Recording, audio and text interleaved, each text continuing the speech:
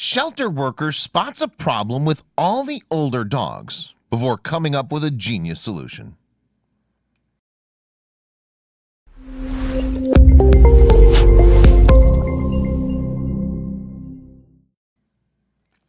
Everyone loves puppies. With their wobbly legs, baby soft fur, and squeaky little barks, they're oh so irresistible. But that's exactly why a shelter filled exclusively with puppies is an unrealistic scenario. It's elderly mutts that often overcrowd most kennels. The sad reality is that most adopters are only seeking out youthful pups, leaving the old dogs to a tragic fate. Thankfully, one shelter volunteer stepped up to do something about it. Sherri Franklin radiated the same warmth as her home state of California, and she directed it toward Mother Nature's furriest gifts. Sherri was always an animal advocate, but she knew she could do more to protect those pups. Sherri dedicates most of her time to doggos, despite not even having one herself. She originally started volunteering as a dog walker at the San Francisco SPCA, where she gleefully walked dogs 5 to 6 days a week. Funny enough, Sherri wasn't always drawn to animal shelters, but a run-in with a lonely kitty may have been the gravitational pull that she needed to realize her destiny as a friend to pets everywhere. One day I found a cat, and I took him into the animal shelter, and I heard the dogs barking, and I thought, I have to leave here. I can't deal with this, Sherri said. As I left, I realized I needed to deal with this because that's the reality. Once she started dedicating large chunks of her time to the sweet mutts at the SPCA, she couldn't stop. But there was just one thing she witnessed at the shelter that made her quiver, with her tail tucked between her legs. I'd see potential adopters come to look at the dogs, and I'd see them walk right by the old dogs and barely even look at them, she regretfully explained. Sherri then started dedicating her precious time to walking the senior pups. But walks alone weren't enough, so Sherri took action. I started taking home dogs considered unadoptable because they weren't showing well in the kennel or were too old or had skin conditions that couldn't be treated in a kennel environment, she explained. All her hard work earned her the nickname Fairy Godmother. While most people saw her efforts as grueling, Sherri loved every second of it. In her kind, giving eyes, there's such a beauty in older animals. Sherri was 49 years old at this time, so not only were the dogs not getting any younger, but neither was she. She always imagined running her own animal sanctuary, and the universe was giving Sherri signs that her time to make those furry fantasies a reality was now. Sherri was already on the Animal Care and Welfare Commission, had a background in dog training, and having been a hairstylist meant she could make her own schedule. It seemed that the waters were parting for Sherri and her beloved rickety mutts.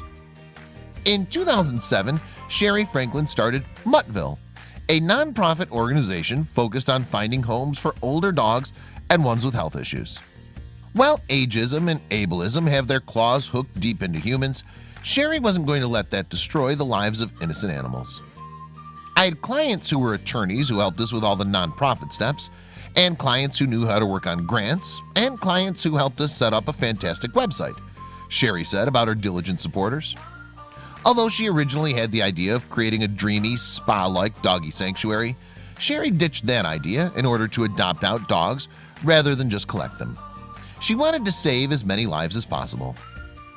There are people willing to open their homes and hearts and willing to take in a really sweet dog, willing to give them love for a year or however long they've got, Sherri said. While the cage-free Muttville mostly deals with Northern California dogs, the organization has taken in dogs from as far away as Korea. No dog is too inconvenient for Sherri's help. Being the executive director of Muttville has even improved Sherri's previously deteriorating optimism regarding society, as she used to regularly watch people neglect dogs left and right. It was fundamentally depressing. After working in shelters and seeing people drop off their old pets or abandoning their pets, you start to get the idea that people suck, she said. But now Sherri gets a look at the warm-hearted side of humanity. For her work, Sherri received the Jefferson Award for Public Service in 2010 and was graciously awarded at the CNN Heroes Gala in 2016 as well. Renowned actor and animal lover Neil Patrick Harris actually presented her with the award. The rescue work that Sherri's accomplished served not only dogs but also the adopters. "I've had so many people come back and tell me how their Muttville dog has changed their life," Sherri said. Still, there was one dog that Sherri herself never got the chance to save, though there's no doubt she would have. He lived in an old barn in rural Tennessee, and the old mutt needed some serious help. Luckily, someone else provided it. That dog is Lazarus. The sweet Pyrenean mountain dog lived a life of neglect and discomfort throughout his first 7 years. We can only imagine the fear that plagued the poor pup, who sported a pretty gnarly hairdo. The Tennessee pooch spent those years cooped up in the smelly, filth-coated barn, having no room to run and no sky to see. He was left alone to fend for himself, unintentionally fencing himself in with his own waste. He must have been particularly uncomfortable. Pyrenean mountain dogs have double coats of fur, with a dense, fine undercoat. Without proper grooming, matting can lead to skin issues, and unfortunately, Lazarus endured extreme matting. The matting was a surprisingly weighty mess. Lazarus's fur overgrew to an incredible mass, weighing an astonishing 35 pounds. His life was at stake, and help needed to come sooner rather than later. Grievously, the dog's owner reportedly suffered from a mental illness, having called a relative for immediate assistance, so the owner was no help to Laz. Little did the helpless pooch know he was about to encounter the best day of his heretofore sad life. Soon enough after the owner's relative made an urgent phone call, a diligent rescue team of volunteers from the Big Fluffy Dog Rescue, which included 2 groomers who must have anticipated the challenge of their career, came to liberate Lazarus. To the horror of the rescue team, there was a tremendous amount of dirt and feces blocking the door to Lazarus's barn stall. So much so that the team had to shovel a path to save the poor furry angel. Lazarus was so close to freedom.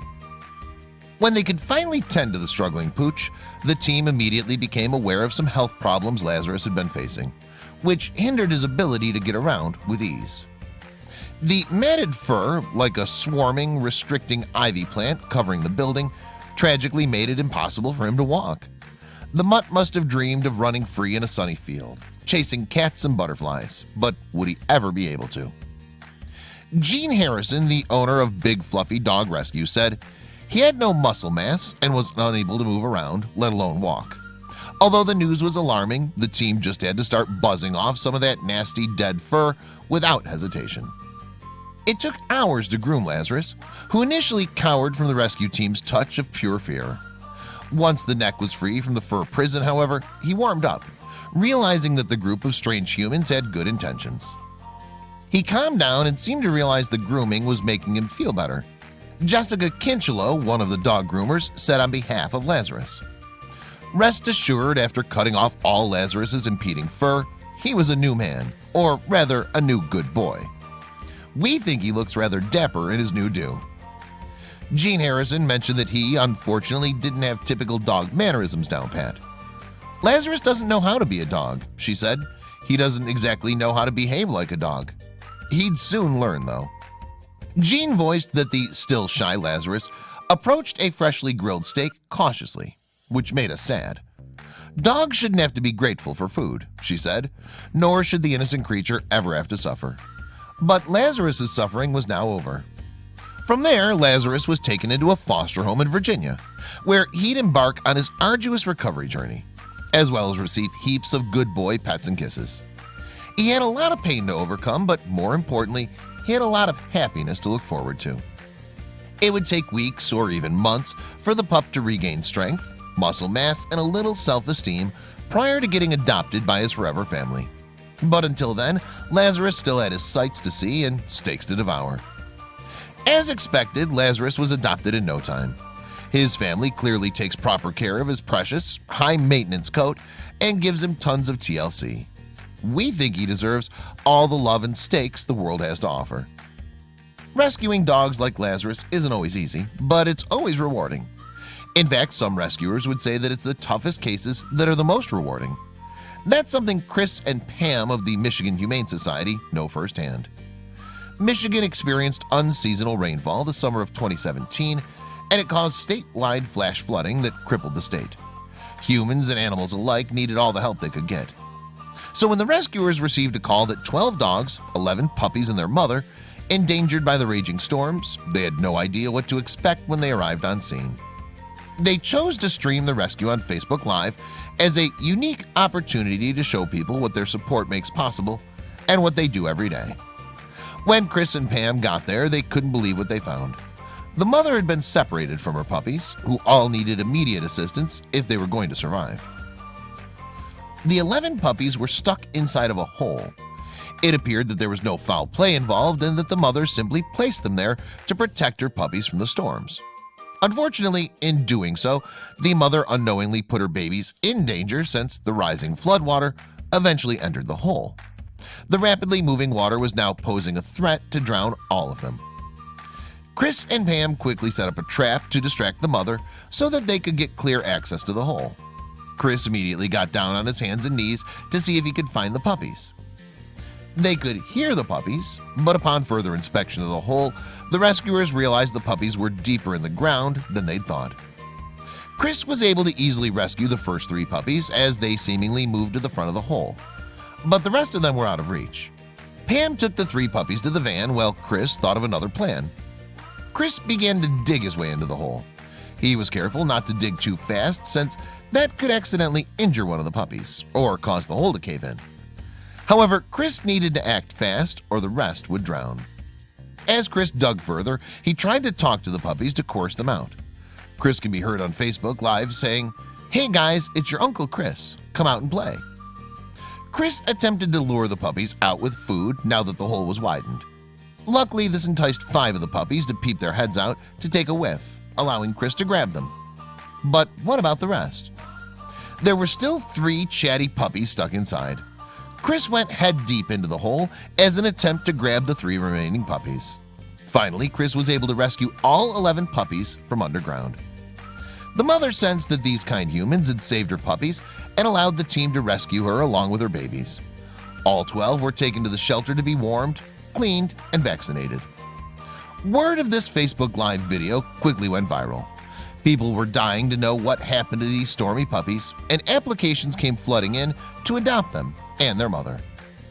12 lucky families were soon selected to adopt the pooches. It only seemed fitting that Adoption Day was filmed, just like the day they were rescued.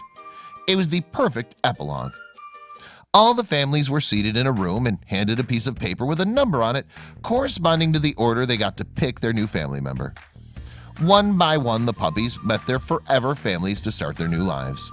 The mother, Raina, was adopted also that day, proving it wasn't just the puppies who touched the rescuers. The Michigan Humane Society felt it was important to share this rescue story with the world, to shed light on the amazing work they do, and that none of this would be possible without their loving community.